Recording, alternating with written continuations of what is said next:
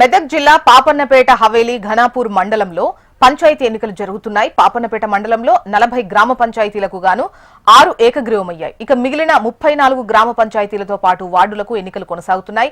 హవేలీ ఘనపూర్ మండలంలో 30 గ్రామ పంచాయతీలకు 1 ఏకగ్రీవమైంది. 29 గ్రామ పంచాయతీలకు ఎన్నికలు జరుగుతున్నాయి. ఇదిలా ఉంటే పోలింగ్ కేంద్రాలను సందర్శించారు అడిషనల్ ఎస్పీ మహేందర్. ప్రశాంతంగా ఎన్నికలు కొనసాగుతున్నాయని ఆయన తెలిపారు.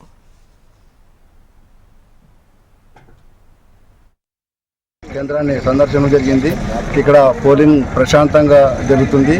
ఈ అవేల్గన్పూర్ మండల హెడ్ క్వార్టర్లో 10 వార్డ్ మెంబర్స్ తర్వాత సర్పంచ్ పోటీ జరుగుతున్నది. ఓటర్లు మార్నింగ్ 7 o'clock నుంచి వచ్చి ఓటర్లు తమ ఓటు హక్కును వినియోగించుకుంటున్నారు.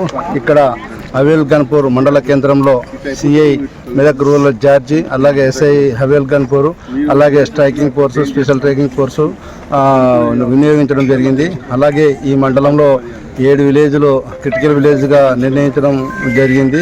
అలాగే బందోబస్తు అన్ని కేంద్రాల్లో అవేల్గన్పూర్ మండల కేంద్రంలో 30 గ్రామ పంచాయతీలు ఉన్నాయి. 30 గ్రామ పంచాయతీలకు కూడా అన్ని గ్రామాల్లో కూడా పోలింగ్ మార్నింగ్ 7 o'clock స్టార్ట్ అయింది.